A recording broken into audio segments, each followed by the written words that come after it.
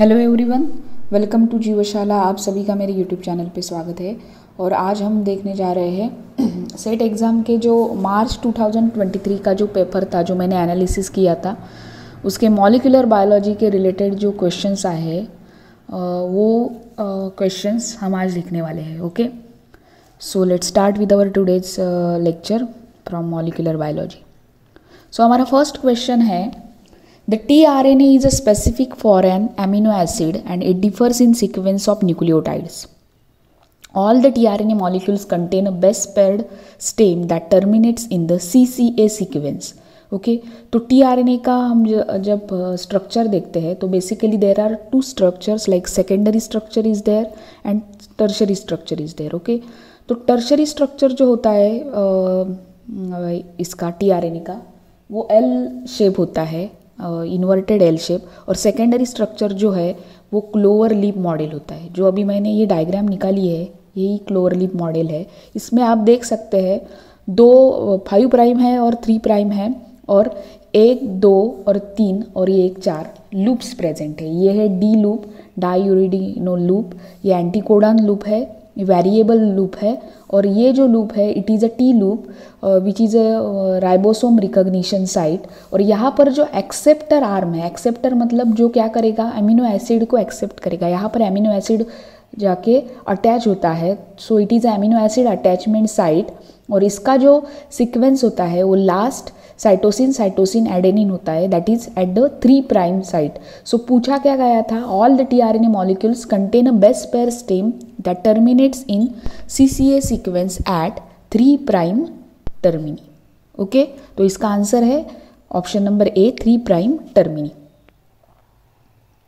Next question देखते हैं, DNA is not present in which one of the following. अभी ये देख सकते हैं आप, बहुत ही डायरेक्ट क्वेश्चन है।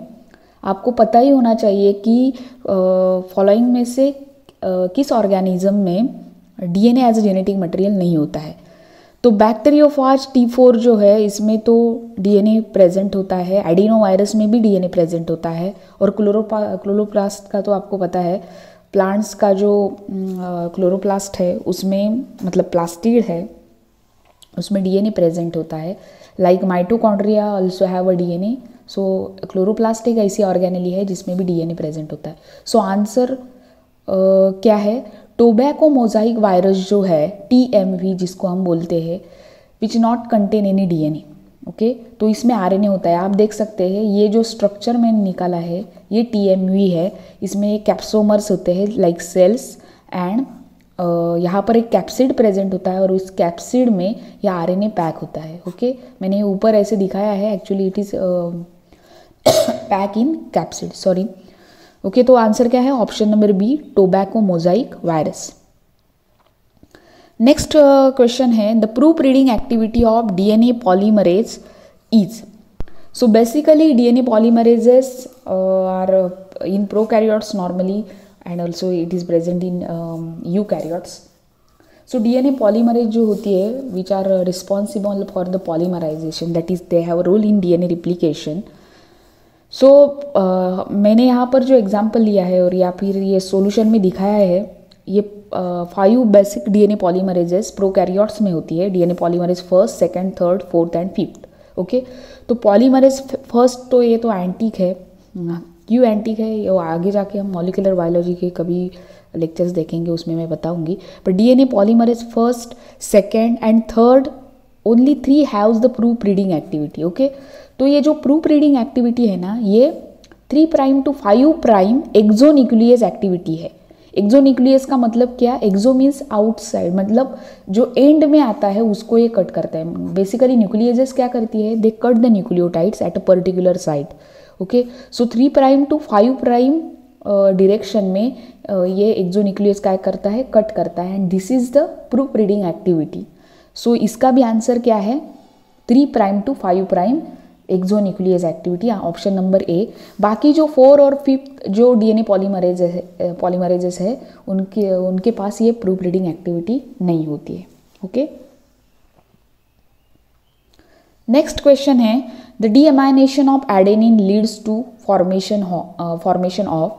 इस पर मैं एक लेक्चर लूँगी या फिर आपको एक ऐसा शॉर्ट्स में बताऊँगी कि कौन कौन से लेजेंड्स है उसके, अगर वो आते हैं, म्यूटेशंस होती है हमारी डीएनए के अंदर, तो क्या फॉर्म हो सकता है, मतलब साइटोसिन में चेंज आए तो क्या हो सकता है, यूरासिल में सॉरी एडेनिन में चेंज आए तो क्या हो सकता है, ये हम देखेंगे।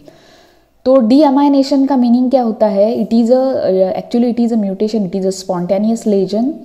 यहाँ पर क्या होता है, अमीनो ग्रुप जो होता है वो रिमूव किया जाता है और वहाँ पर कीटो ग्रुप की एडिशन होती है। There is a removal of amino group and addition of keto group. So basically अगर एडेनिन का डीअमाइनेशन हुआ तो there is a formation of hypoxanthine. So answer is option number B, hypoxanthine. Next question है, in the prokaryotic protein synthesis, मतलब prokaryotes में जो translation की process होती है, the initiation site of mRNA consist of dash dash codon preceded by dash dash. Okay, पूछा क्या गया है, प्रोकैरियोटिक ट्रांसलेशन में mRNA जो होता है वहाँ पर कौन सा कोडॉन, इनिशिएशन कोडॉन ऐसा एक्ट करता है और उसके आगे कौन सा सीक्वेंस प्रेजेंट होता है। ओके, तो इसका आंसर है ऑप्शन नंबर ए। अभी आप देख सकते हैं मैंने यहाँ पर जो ये डायग्राम निकाली है ये mRNA है। ओके, तो mRNA it is a single stranded, यहाँ पर 5 प्राइम है, यहाँ पर 3 प्राइम है। आप देख सकते हैं यहाँ पर ये जो है ये स्टार्ट कोडॉन है, that is the AUG which is code for formyl methionine. उसके आगे प्रेसिडेड पूछा है ना, मतलब प्रीवियस, उसके आगे क्या होता है, एक सीक्वेंस होता है विच इज़ अ प्यूरिन हेक्सामर। आप देख सकते हैं हेक्सामर मतलब ज़्यादा से ज़्यादा उसमें क्या आते हैं, जो नाइट्रोजन बेसेस आते हैं वो प्यूरिन्स है, adenine guanine guanine, adenine guanine guanine, uracil. Okay, so this sequence is called as a Shine Dalgarno sequence. यहाँ पर जो डालगैमो लिखा है वो स्पेलिंग मिस्टेक है एक्चुअली। तो ये जो शाइन डालगार्नो ये नाम आया है, ये साइंटिस्ट के थ्रू आया है, मतलब जो साइंटिस्ट ने उसको पहली बार फाइंड किया था उसी के हिसाब से उसको नाम दिया शाइन डालगार्नो सीक्वेंस, जो स्टार्ट कोडॉन के पहले आता है। ओके, तो option number A is a correct option. Next question है, which of the following sigma subunit of prokaryotic RNA polymerase is responsible for transcription of housekeeping genes। Okay, तो हमारे body के अंदर जो भी हाउसकीपिंग जीन्स होते हैं, या फिर यहाँ पर पूछा गया है प्रोकैरियोट के, तो आरएनए पॉलीमरेज क्या करता है, ट्रांसक्रिप्शन करता है। सो प्रोकैरियोटिक आरएनए पॉलीमरेजेस है, तो इसमें से कौन सा सिग्मा सब यूनिट आरएनए पॉलीमरेज का हाउसकीपिंग जीन्स का ट्रांसक्रिप्शन करता है।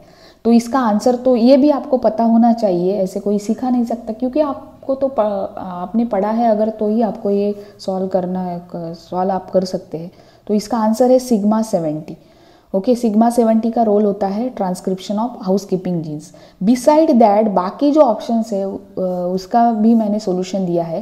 तो सिग्मा 54 जो होता है इसका रोल स्ट्रेस रिस्पॉन्सेस में जो भी प्रोटीन्स आते हैं उसका ट्रांसक्रिप्शन करने के लिए होता है।